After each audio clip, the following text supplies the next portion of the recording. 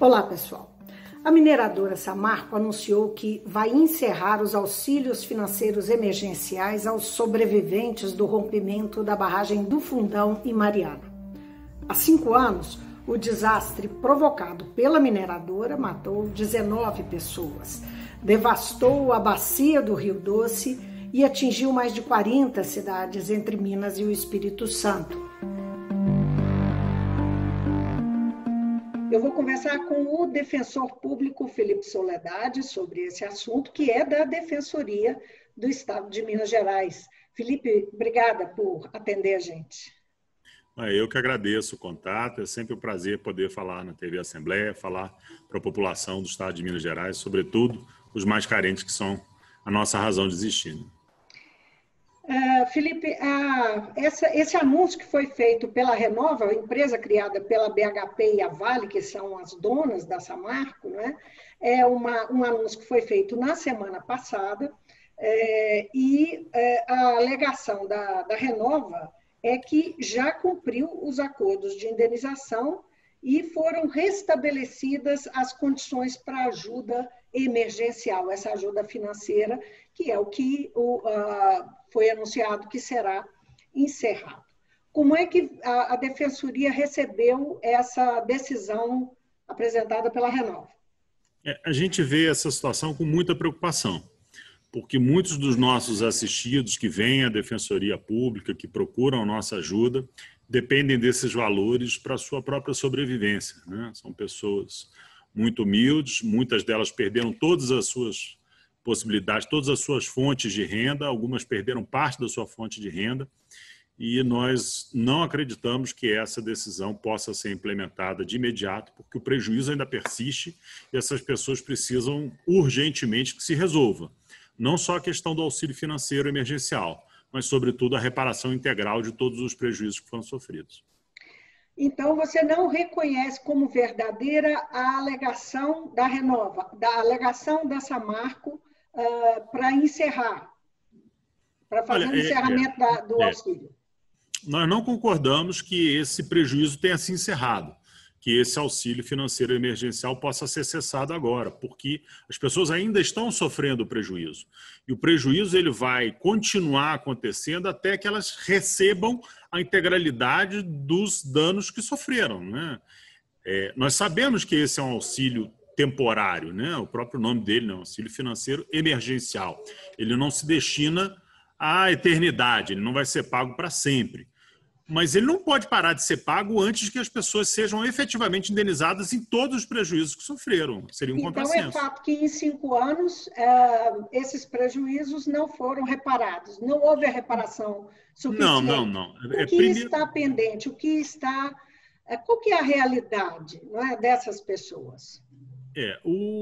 Nós temos uma miríade muito grande de casos, né? Nós temos desde o pescador mais comezinho, mais artesanal possível, até um grande empresário. Então, ou seja, nós temos uma faixa muito grande de pessoas e nós não conseguimos ainda viabilizar uma solução individualizada para cada tipo de dano, para cada tipo de pessoa. Existe ainda uma discussão judicial muito grande acerca de quem são os atingidos, quais são os critérios para se estabelecer o valor de cada um desses danos, dano moral, dano material, a perda dos equipamentos de quem era profissional, a perda de estoque, ou seja, é uma variedade muito grande de prejuízos. E não se conseguiu chegar até agora, né, a uma decisão judicial ou um acordo que pudesse abranger toda essa pluralidade de prejuízos e as pessoas fossem efetivamente indenizadas. Nós ainda estamos discutindo coisas de natureza emergencial, nós ainda estamos discutindo questões que já deviam ter sido resolvidas meses após o rompimento da barragem. Agora, a Samarco pode tomar essa decisão de forma unilateral? Você disse há pouco que não concorda, que ele não pode fazer isso, mas ela pode tomar unilateralmente? Nós acreditamos que, ainda que pudesse, não deveria, né? Mais do que uma discussão de poder, é uma discussão sobre justiça, né? Não adianta se tomar essa decisão para a questão ser devolvida de novo ao Poder Judiciário e nós ficarmos discutindo isso durante anos e anos e anos e anos, né? É preciso que isso chegue a alguma solução rápida, se é que dá para falar rápido, 5 anos depois de tudo que se aconteceu, porque nós temos muita discussão judicial, mas dinheiro no bolso dos atingidos até agora, muito pouco foi feito. Então, a gente acredita que outras soluções, outros caminhos precisam ser trilhados para que as pessoas possam receber o que devem receber. Como é que é essa intermediação? Não é? Você disse que pode ser devolvida para a justiça por conta desse anúncio, a questão pode ser devolvida à justiça por conta desse anúncio que foi feito pela Samarco. Significa que não está na mão da justiça. Em que pé que está exatamente? Não é? Você disse que são diversos casos, você tem várias demandas diferentes, desde o auxílio, né, até a reconstrução de Bento Rodrigues, de Gesteira de Paracatu de Baixo. Tem uma série de demandas aí que não foram atendidas, né? Como é que é? Como é que funciona exatamente isso? Deixa eu te exemplificar com um caso semelhante, a gente sabe que é bem diferente, mas que teve um outro encaminhamento, que é o caso de Brumadinho, né? Brumadinho nós acompanhamos também desde o início como se lidou com as questões, e muitas das questões em Brumadinho sequer foram levadas ao Poder Judiciário. Elas foram resolvidas através de um acordo, um termo de compromisso entre a Defensoria Pública e a mineradora Vale. E muitas dessas questões foram resolvidas através de conciliação. Então, cada caso é analisado individualmente, cada pessoa tem a possibilidade de trazer sua documentação, de contar sua história. Nós definimos parâmetros consensualmente, né? Nós sentamos, conversamos, definimos parâmetros concretos de como indenizar cada tipo de situação e as pessoas, nós já temos quase 400 acordos familiares feitos em Brumadinho e nós temos muito menos tempo do que aconteceu em Mariana. Então, a gente acredita também que apenas levar a questão para que o judiciário resolva nem sempre é a melhor escolha, né? Todas as questões envolvendo Mariana, então, por exemplo, essa, né? Quando é que termina efetivamente o prejuízo? Quando é que a situação se restabelece à normalidade? Essa é a pergunta, né? E o termo de acordo não tinha um prazo definido, até porque isso depende de perícia. É preciso que estudiosos vão até o rio, atestem a qualidade da água, atestem se é possível voltar a cada tipo de atividade volta, de repente, num tempo diferente.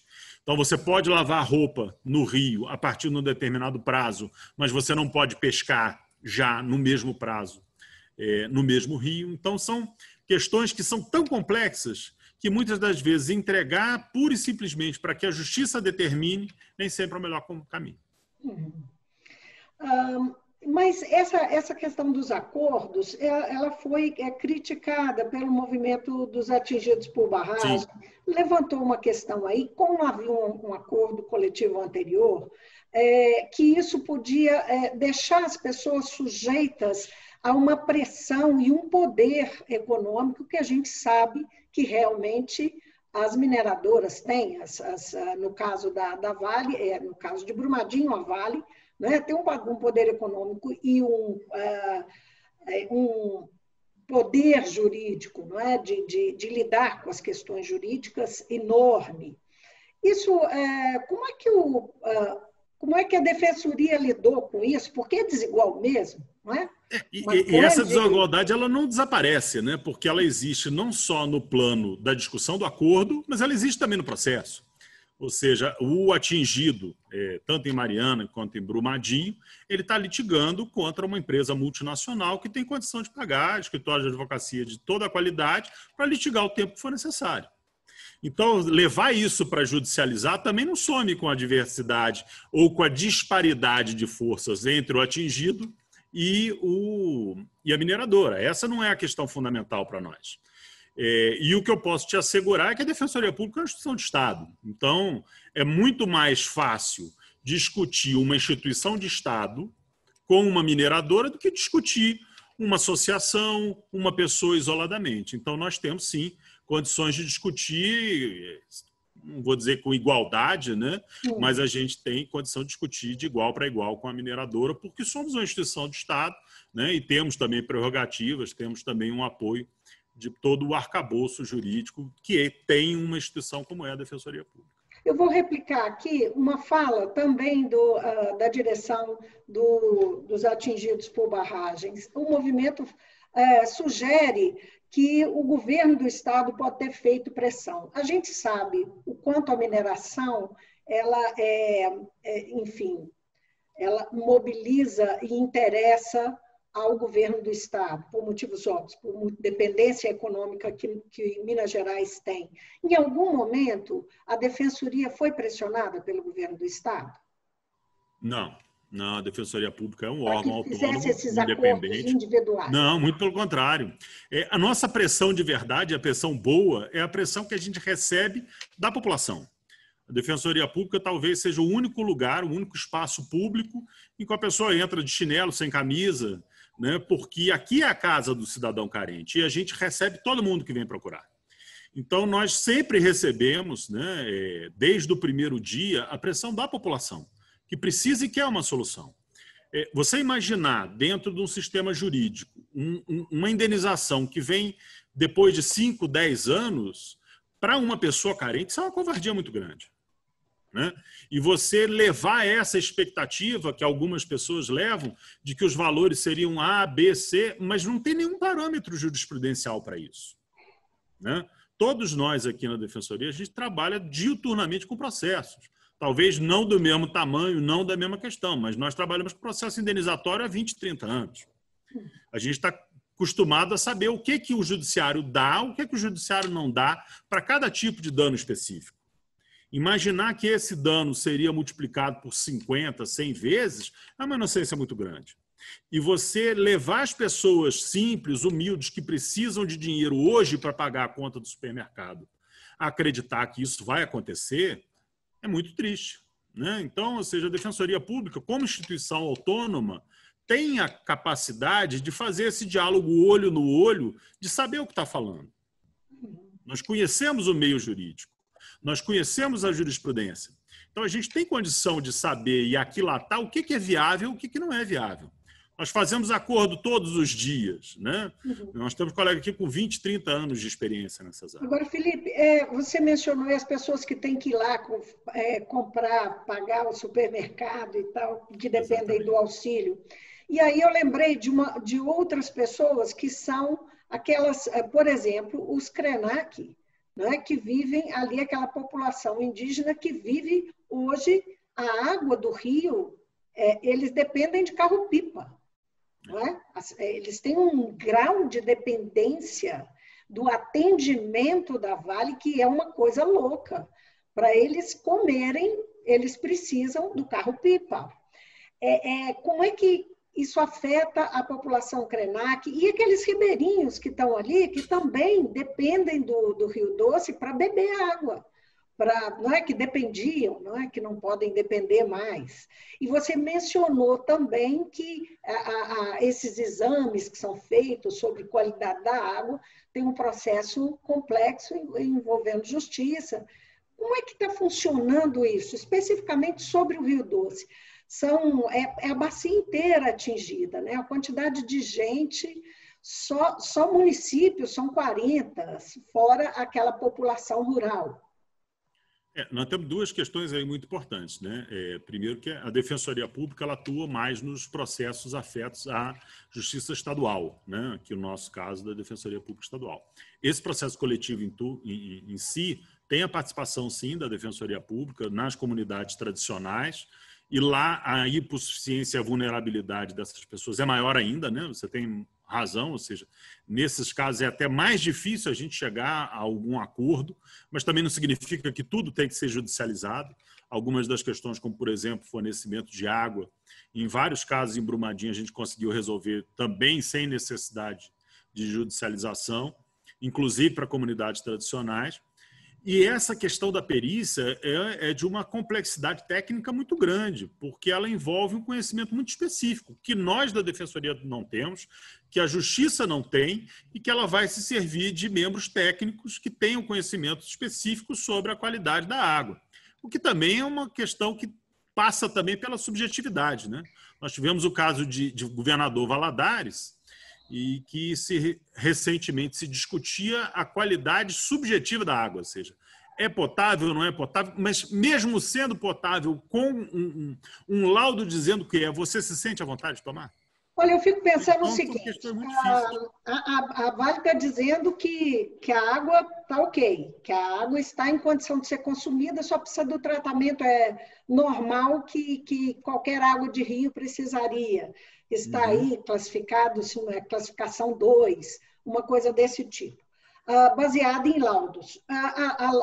Existe tanto a barragem do Fundão quanto a barragem de Brumadinho, ambas tinham laudos para funcionamento, que não existia risco de rompimento, que elas estavam em condição de funcionamento. Então, eu fico pensando assim, laudos, não é? Que garantia que a Vale realmente pode dar, que as mineradoras podem dar em relação a laudos. Inclusive, na verdade, sobre a qualidade da água da Vale. Onde entra o governo federal nisso? O laudo ele vai ser emitido por perito de confiança do juiz da causa.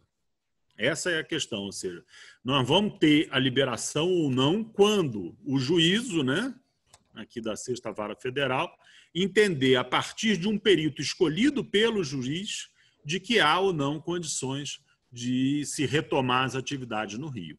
Pode ter um parecer técnico da Vale, da Samarco, dizendo A, B ou C, mas quem vai decidir se há ou não isso é o juiz da causa, baseado em perito de escolha dele, né? O poder econômico está vitimizando 2 vezes essas pessoas quando fazem é meio complexo essa situação e é até difícil para a gente julgar, né? Ou seja, a missão da Defensoria Pública é uma missão, vamos dizer assim, mais difícil, mas mais fácil de compreender. Nós defendemos as pessoas, né? E, ao mesmo tempo, a gente percebe que há toda essa discussão de fundo, né? Se há um abuso de poder econômico ou não. Mais importante para nós é que as pessoas sejam indenizadas. Porque senão nós vamos nos envolver numa discussão que nunca vai ter fim, né? Ou seja, se há abuso, se não há abuso, se esse laudo é. O importante para nós é que as pessoas recebam, né? Para o seu João, para a Dona Maria, que estão lá em situação de penúria, se algum executivo vai ser preso, se alguém vai ser responsabilizado pelo crime ambiental, é importante, mas não é tão importante quanto pagar a conta, né, do supermercado, tão importante quanto ele poder ter um meio de vida. Ou pelo menos mais imediato, porque é importante, punição né? É importante, mas o nosso foco é outro. Porque, ao mesmo tempo, a gente está perdido nessas discussões há 5 anos. Né? Ou seja, quem é o responsável? Há crime, não há crime, prendeu alguém, não prendeu alguém, vai ser cassada a licença de mineração. Nós estamos discutindo isso há 5 anos. E o seu João não está interessado nisso. Ou pode até estar, mas está muito menos interessado nisso do que no dinheiro que ele precisa, tem que receber. Tem que sobreviver. E a missão da Defensoria Pública é defender ele. A Vale tem os advogados que defendem o interesse dela, né? O meio ambiente tem o Ministério Público que o defenda, mas até agora, quem é que está defendendo o interesse do seu João? Né? Então, o nosso foco é outro. A nossa preocupação é outra. Agora, objetivamente, agora o que acontece? A Renova, a Samarco, através da Renova, fez o anúncio de que a partir de agosto começa a encerrar os auxílios. Ela fala que até dezembro vai fazer o encerramento desses auxílios. Isso alcança todo tipo de sobreviventes afetados, gente que estava na beira do rio, que estava em Mariana, em Bento Rodrigues, nos municípios, não é isso? O que acontece agora? Objetivamente, nós estamos ainda perdidos num sistema adversarial. Nós estamos brigando para saber quem está certo, quem está errado. Isso vai se estender em processos judiciais anos a fio. Nós temos o exemplo aí do caso do Expo Minas, nós temos o caso do Canecão Mineiro e o caso de Mariana está caminhando para isso. Ou nós vamos conseguir um esforço para construir um acordo, como conseguiu a Defensoria Pública em Brumadinho, para que as pessoas recebam, né? Com crítica, sem crítica, mas que recebam. E eu tenho certeza que todo mundo que recebeu em Brumadinho considera justo o valor que recebeu. Ou nós vamos ficar nesse cipoal durante mais 5, 10 ou tantos anos quantos, porque nós estamos errando o foco. Em vez de descobrir quem está certo, quem está errado, nós precisamos resolver o problema. A mineradora não está fazendo... A mineradora não está jogando com a perspectiva das pessoas irem para a justiça, naquele sentido de que não, reclama aí. Olha só, nós estamos em plena pandemia. Muitos dos serviços jurídicos estão paralisados. Qualquer grande empresa, né, seja essa mineradora ou qualquer outra, tem um grande corpo jurídico próprio. Tem condição de contratar advogados para apoiar a sua defesa. Nós vamos ficar presos nisso até quando? Não, eu acho que nós temos que reverter esse raciocínio. É preciso chamá-los à responsabilidade social e jurídica disso, que eles se motivem a entender, mas é preciso também que nós, que defendemos o interesse das pessoas, tenhamos um senso prático. Nós temos que resolver essa situação.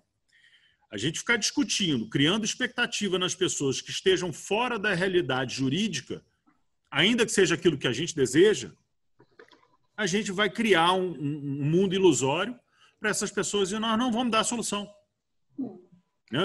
As autoridades públicas precisam dar solução. Não é criar expectativa, não é criar a discussão por si só. Nós já estamos há 5 anos aí e de concreto o que foi feito pelas pessoas. É essa a minha preocupação, é essa a preocupação da Defensoria. Será que a responsabilidade social dessa mineradora especificamente e de outras mineradoras também não podem, digamos, ser suscitado com pressão internacional? Nós vimos o caso aí do fundo da Noruega, não é? Uhum. Que tirou a Vale e a Eletrobras, salvo engano, isso, por conta anunciou veto a investimentos da Vale e da Eletrobras por danos ambientais e violações aos direitos humanos. Esse fundo da Noruega de 1 trilhão, não é? Esses fundos internacionais são extremamente poderosos. Você acredita que eles podem funcionar como pressão por responsabilidade social, por uma questão, se não legal, mas moral, na ação dessas grandes empresas? É um pouquinho fora do nosso métier, né, de mercado financeiro. Na sua opinião. Mas em última análise, o que acontece? Tecnicamente falando, esse é um caso que pode ser levado, sim, à Corte Interamericana de Direitos Humanos, né? A Defensoria Pública tem atuação perante a Corte Interamericana de Direitos Humanos, mas ele pressupõe o esgotamento das instâncias nacionais. O que significa dizer isso? Significa que a gente pode até estar discutindo essa questão como uma violação de direitos humanos na Corte Interamericana de Direitos Humanos em São José da Costa Rica. Só que isso só vai acontecer quando terminar o processo no Brasil. Até lá, o seu João vai esperar mais 10, 20 anos. Se estiver vivo, não é? Entendeu? Nós estamos perdendo o foco das coisas. Né? É bonito, é interessante para a gente discutir isso na Corte Interamericana de Direitos Humanos, pode até ser, mas com o sacrifício de quem? Né? Ou seja, de novo, nós temos que ter um espírito prático, nós temos que ter uma preocupação, primeiro, com o atingido. A gente tem que se preocupar, sim, com a defensoria, com a mineradora, com os movimentos sociais, com a mídia, com todo mundo. Mas antes de nós todos, a primeira preocupação tem que ser com o atingido. E com o atingido, e dar voz a ele. É chamar o seu João. Seu João, o que o senhor quer fazer? O senhor quer aguardar um processo? Ou o senhor quer fazer um acordo? Decida pelo senhor. Eu estou aqui para te ajudar.